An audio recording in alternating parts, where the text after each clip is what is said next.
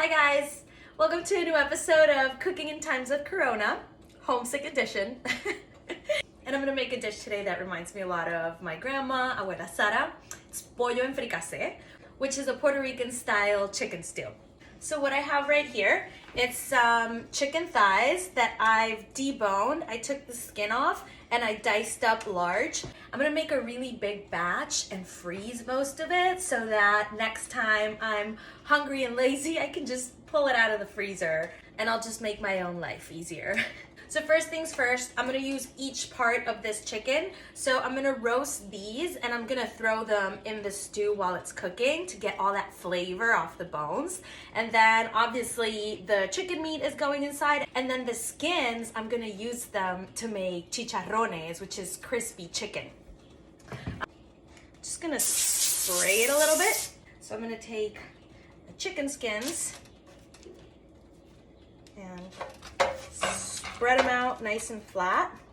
You don't need to do this. Usually the chicken's cooked with the skin on, and it's actually really good, but you know, it's not crispy. But I'm just gonna be a little extra today. So I'm gonna crisp them up and put them on top so I get some nice texture on my dish. I have another piece of parchment right here. I'm just gonna lay it out right on top. And see, it'll hold it steady. Then I'm just gonna spray my chicken bones a little bit so they roast. And simple as that, in the oven it goes. Gonna put some oil in. There we go. Season my chicken with some adobo as usual, but if you don't have adobo, salt, pepper, good amount. To taste good, you gotta season it. Oregano, which is great for quarantine season. It's really good for you. It's super healthy. So I'm gonna load it up on the oregano. And we use a lot of oregano in Puerto Rican cooking too. So I'm gonna add a little bit of extra cumin. There we go. Fresh cracked pepper. Load it up on the pepper. You gotta do a little dance too. Break it down, break it down. Move around my chicken. I diced up my chicken in this little cutting board because I don't want to have to sanitize that whole thing. Because I'm lazy. Now, right in the pan. I'm gonna throw in some fresh garlic. I'm using sofrito, but I'm trying to have tons of garlic right now because it has so many health benefits. So I'm just gonna reinforce it with that garlic.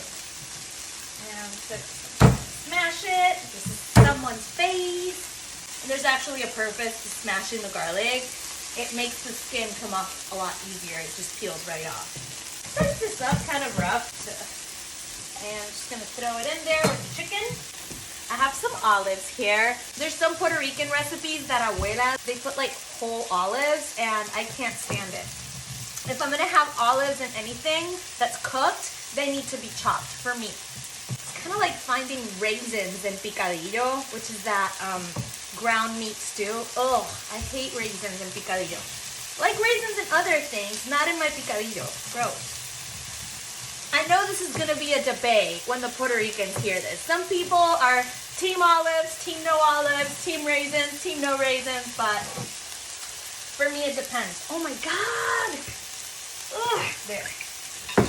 And this chicken, we're just looking for some color. We want it to get really nice, deep golden brown.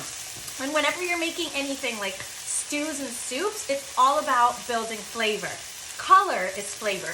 So, stir it around.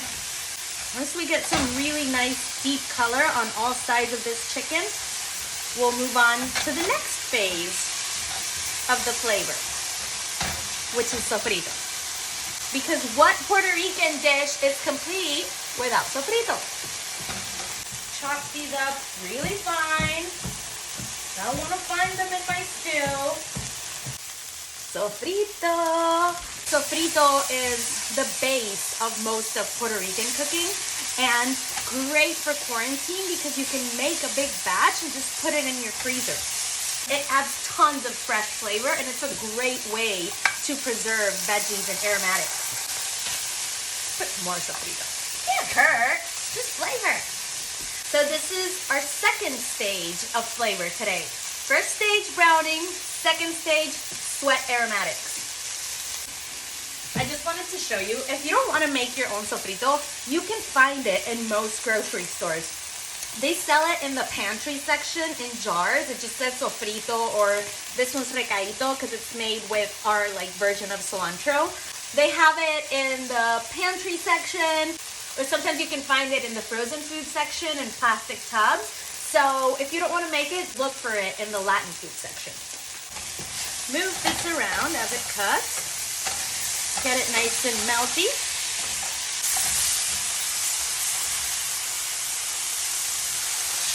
We're adding our olives. And I just want to show you. See, I chopped them up nice and fine. I love the flavor. I just don't like biting into a whole cooked olive. Ow! Ow! It's only on my clock. Next, I'm adding my tomatoes. And these are just diced tomatoes. This is just what I have at home. But if you have tomato sauce or crushed tomatoes, you can use that as well. Just what I have. This is the third stage of flavor. Now we're adding the tomatoes, and I'm gonna let all that liquid and juice in the tomatoes evaporate. Sometimes tomatoes are kind of acidic, but when you allow the liquid to cook down, you bring out all the sweetness and all the sugars in the tomatoes. So it'll balance out all the flavor in the stew. Also, that liquid is gonna lift up all the fond and all the stuff that sticks to the bottom of the pan, which is also tons of flavor. I'm just gonna let that be for a little while. And in the meantime, and this is optional, but I have it. I'm trying to eat really healthy right now and boost my immune system. So I'm gonna add some carrots and celery at the end when my stew's almost ready, so I don't wanna overcook them.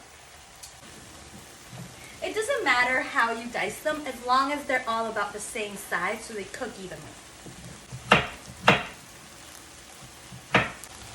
Watch your chicken, don't burn it.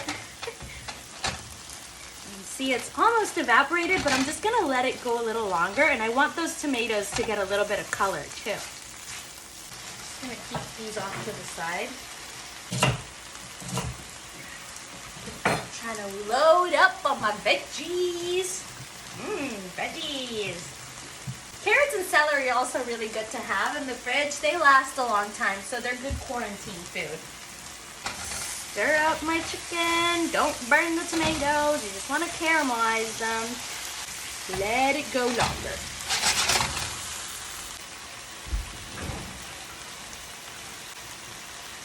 Guys, I have something to tell you. I think I burned my chicharrones. Let's see.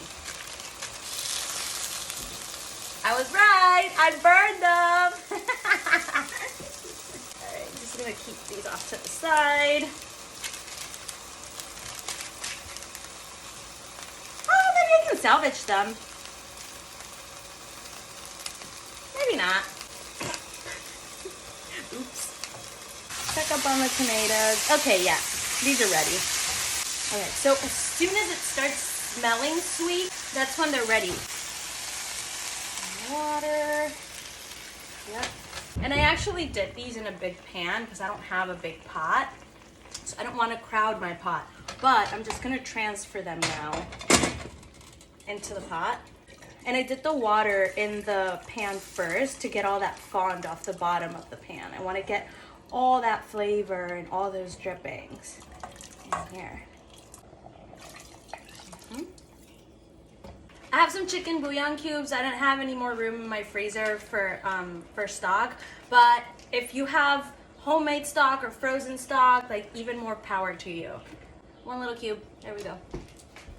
So I'm just gonna bring this up to a simmer and keep it at low heat. Cook it for 20 minutes. Let's try these chicharrones. I'm just gonna take off the burnt. You just take off the burnt bits. Eat the rest. All right, I'm gonna save this for the end. See? I got a little piece out of it. I got another little piece. It's okay. I didn't need all that fat anyway, so it's a good thing they burned. I did it on purpose. Yeah, I did it on purpose.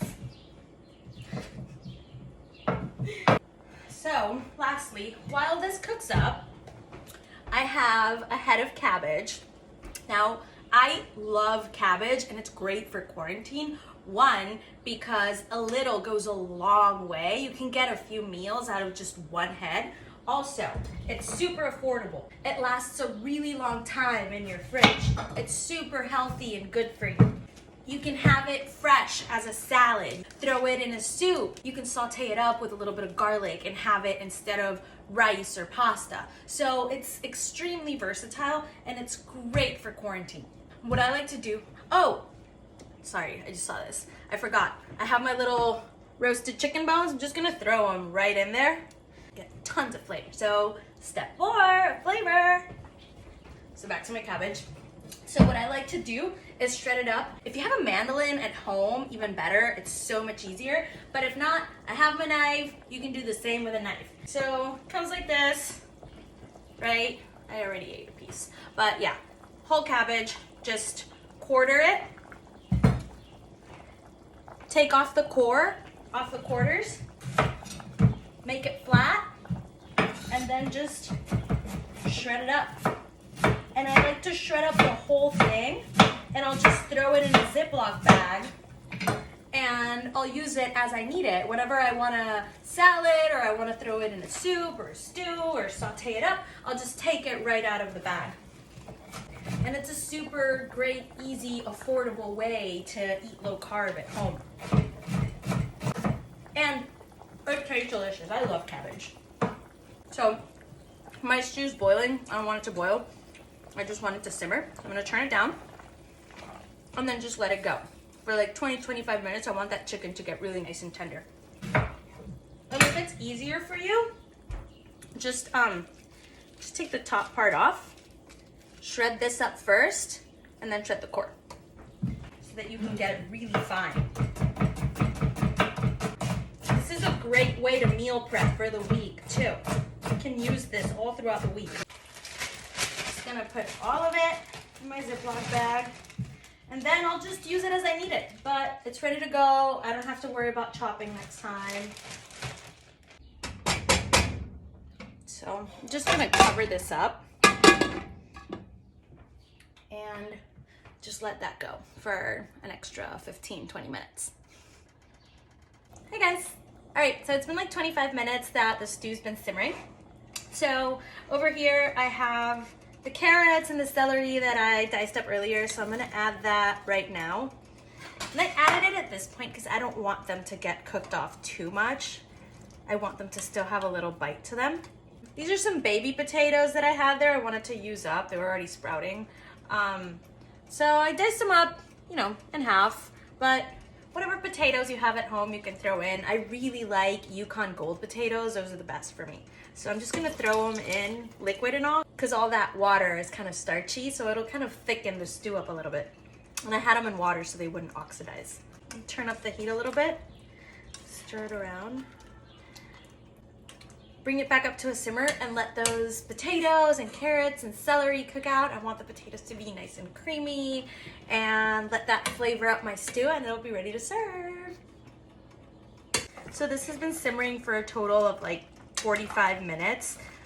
20-25 minutes to get the chicken nice and tender, and an extra 15-20 minutes to get those potatoes nice and creamy. So how do you know if it's done? Try a potato.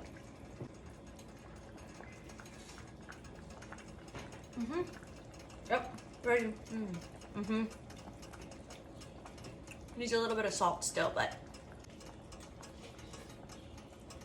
I'm just gonna add a little bit more salt into my stew. I'm gonna do a little more pepper too. Some fresh pepper. I'm gonna serve up my stew over some shredded cabbage, but if you don't like cabbage, you can certainly do it over some rice. That's definitely the best way to go. I'm just trying to avoid the carbs. It's kind of late already. And I'm gonna top everything off with a little sliced avocado.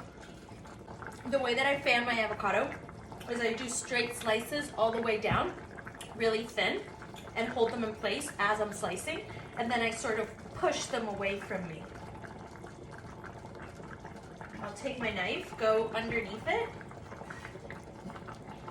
There you go. Like a pro. Little bit of oil. Break apart my cabbage a little bit. And just straight into the oil. And I like the oil nice and hot because I don't want to cook it too much. So I just want to soften it, give it a little bit of color. And that's it. I still like to have some bite to it. I don't want it to be mushy and break up in my mouth. The rest of this cabbage back in the fridge for tomorrow's meal. A little bit of salt on the cabbage, a little bit of pepper. This is good. Just saute it up. Oh yeah, see? I like some nice golden color like that right there. We're just gonna do a quick saute. Do a little bit of vinegar too, just to brighten up the cabbage. And apple cider vinegar is really good for you too. Some good healthy bacteria for your gut. All right, I think this cabbage is pretty much there. Just taste it.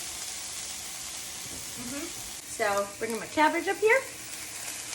Remember, if you don't like cabbage, just sub this out for some rice or some pasta. Shred up that chicken. Make a sauce with it. Yum. Make some empanadas with the shredded chicken too. And stir it up. Oh, we got that chicken over there. Just discard the chicken bones. But oh, this smells so good. It smells like abuela's house. See, it's a really great way to get your veggies in. There we go. Yum. You get some of that liquid so that it goes all over the cabbage. I have some fresh chopped cilantro. If you don't have fresh, you can use dried or none. I just really like that bright flavor it adds right on top. And I like to finish it with it.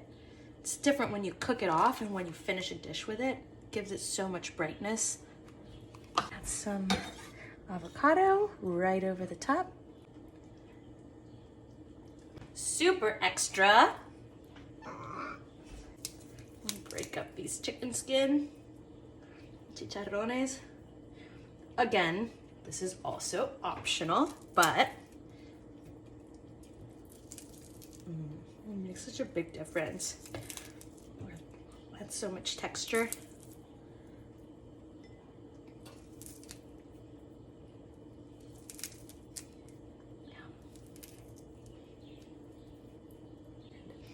Also, I love avocado with a little extra virgin olive oil drizzled over the top. It tastes so good.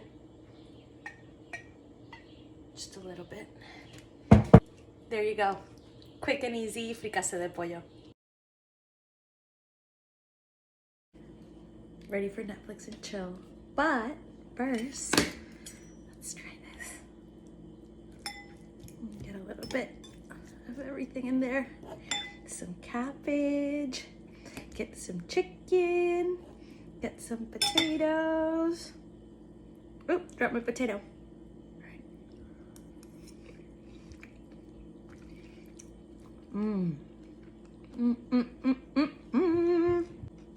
It's so good. It's really savory when it's really light because of the cabbage.